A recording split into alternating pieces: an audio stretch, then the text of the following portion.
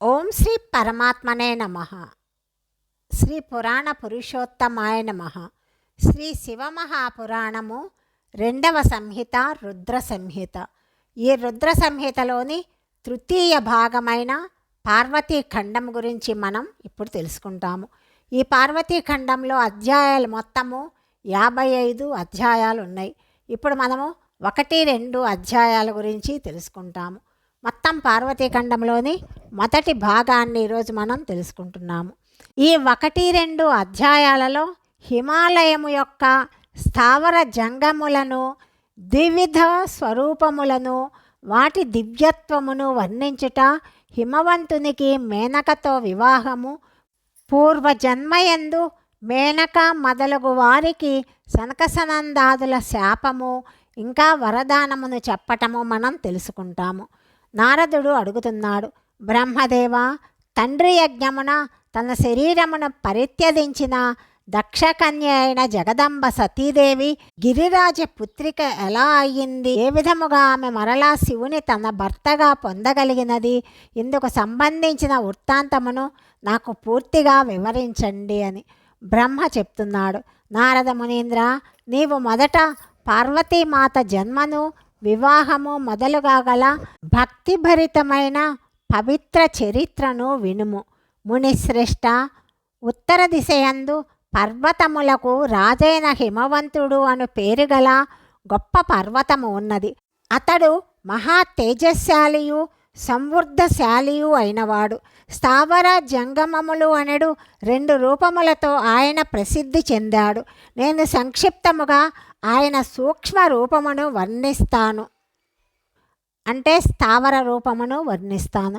ఆ రమణీయ పర్వతము నానా విధములైన రత్నములకు నిలయము. పూర్వ పశ్చిమ సముద్రము లోపల ప్రవేశించి భూమండలమును కొలిచే తులలాగా నిలబడి ఉంటుంది, అంటే త్రాసులాగా నిలబడి ఉంటుంది. అది నానా విధములైన వృక్షములతో వ్యాపించి ఉన్నది. అనేక శిఖరములతో విచిత్ర శోభలతో విరాజిల్లుతూ ఉంటుంది. వ్యాఘ్రములు, సింహములు మొదలైన మృగములు సుఖముగా ఆయనను సేవించుకుంటూ ఉంటాయి.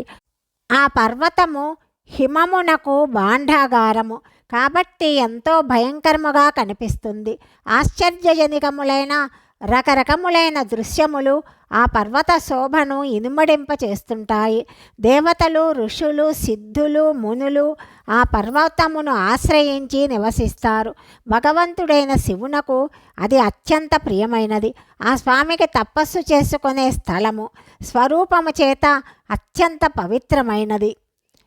మహాత్ములను కూడా పావనమొనరించేది. తపస్సు చేసుకునే వారికి అది శీఘ్రముగా సిద్ధిని ప్రసాదిస్తుంది.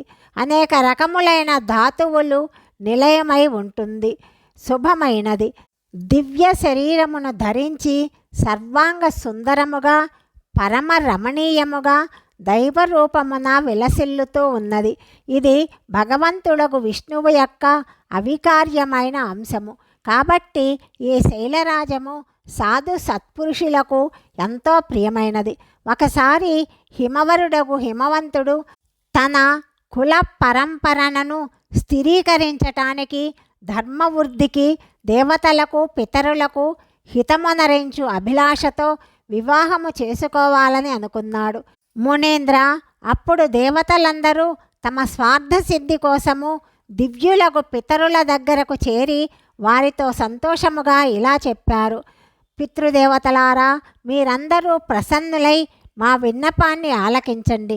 దేవకార్యమును సిద్ధింపచేయుటకు మీకిష్టమైతే శీఘ్రముగా మా విన్నపమును ఆలకించి అమలుపరచండి. మీ జ్యేష్ఠపుత్రిక అయిన మేనక శుభలక్షణ సంపన్నురాలు. మీరును ఆమె వివాహము మిక్కిలి ప్రసన్న చిత్తులై హిమవంతునితో చెయ్యండి. అట్లు చేయుట వలన మీకందరికీ గొప్ప ప్రయోజనము చేకూరుతుంది. అడుగడుగునా సంభవించు దేవతల దుఃఖములు కూడా నివారించబడతాయి. దేవతల మాటలు విని పితరులు తమలో తాము ఆలోచించుకొని తమ అంగీకారాన్ని చెప్పారు. తమ కుమార్తె మేనకకు విధిపూర్వకముగా హిమవంతునితో వివాహము జరిపించారు. పరమ మంగళకరమగు వివాహము గొప్ప ఉత్సవముగా జరిగింది. నారద మునీంద్ర, హిమవంతునకు మేనకకు జరిగిన శుభ వివాహమును నేను నీకు వినిపించాను. ఇది ఎంతో సౌఖ్యమును కలిగిస్తుంది. ఇప్పుడు ఇంకేమి వినాలనుకుంటున్నావు అన్నాడు. నారదుడు అడుగుతున్నాడు, విధాత, ఇప్పుడు మేనక జన్మమును ఉత్పత్తిని నాకు చెప్పండి. ఆమెకు శాపం ఎట్లా కలిగింది? నా సందేహాన్ని తొలగించండి. బ్రహ్మ చెప్తున్నాడు, మునేంద్ర, నేను దక్షుడు అను నా కుమారుని గురించి ఇంతకుముందు చర్చించాను. అతనికి 60 మంది కుమార్తెలున్నారు. వారు సృష్టి ఉత్పత్తికి కారణభూతులయ్యారు. దక్షుడు కశ్యపాదుడకు మునిశ్రేష్ఠునితో వారికి వివాహము జరిపించాడు. ఈ వృత్తాంతమంతా నీకు తెలిసిందే. ఇప్పుడు ప్రస్తుత విషయమును విను. ఆ కన్యలలో స్వధ అను పేరుగల ఒక కన్య ఉన్నది. ఆమె వివాహము పితరులతో జరిగింది. స్వధాకు 3 కుమార్తెలున్నారు. వారు సౌభాగ్యవతులు, ధర్మమూర్తులు. వారిలో జ్యేష్ఠపుత్రిక పేరు మేనక, రెండవ కన్య పేరు ధన్య, అందరికంటే చిన్న కుమార్తె పేరు కళావతి. ఈ కన్యలందరూ పితరుల మానసపుత్రికలు. వారి మనస్సు నుండి ప్రకటితులయ్యారు. ఏ తల్లి గర్భము నుండి వారు జన్మించలేదు. కాబట్టి వారు అయోనిజులు. కేవలము లోక వ్యవహారము కోసమే స్వధాపుత్రికలుగా భావించబడుతూ ఉంటారు.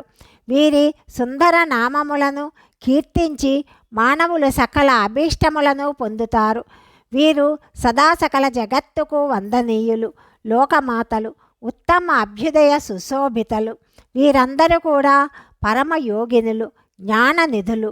3 లోకములందున సర్వత్రా రాకపోకలు సాగించగల సమర్థులు. మునేంద్ర, ఒకసారి 3 సోదరీమణులు భగవంతుడకు విష్ణు నివాసమైన శ్వేతద్వీపమునకు ఆ స్వామిని దర్శించటానికి వెళ్ళారు. విష్ణు భగవానునకు ప్రణమిల్లి భక్తిపూర్వకముగా ఆ దేవుని స్తుతించారు. ఆయన అనుజ్ఞతో వారక్కడే ఉండిపోయారు. అప్పుడక్కడ సత్పురుషుల విస్తృత సమాజం ఒకటి ప్రోగయ్యింది.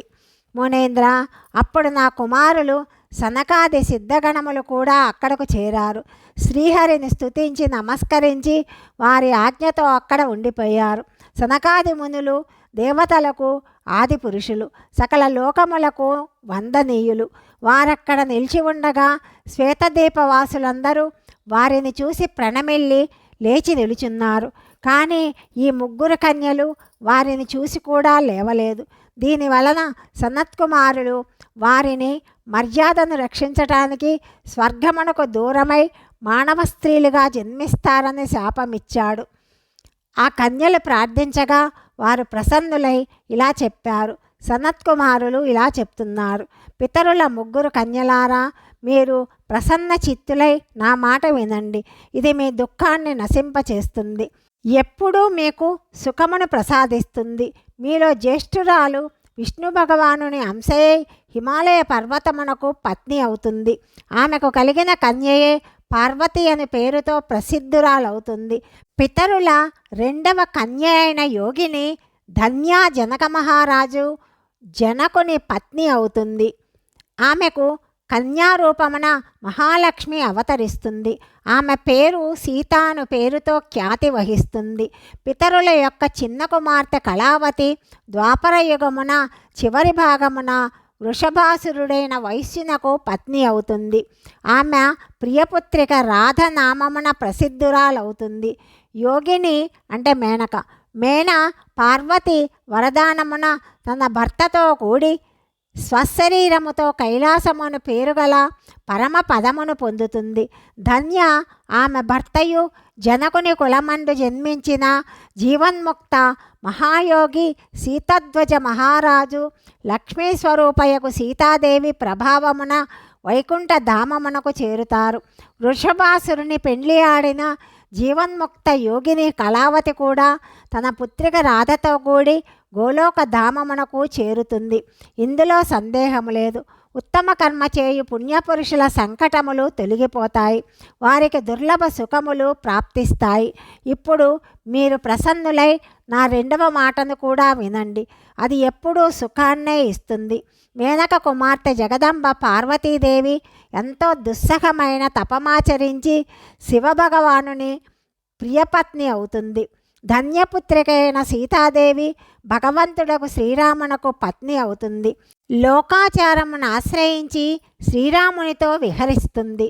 సాక్షాత్తు భూలోకధామమున నివసించు రాధయే కళావతికి పుత్రిక అవుతుంది.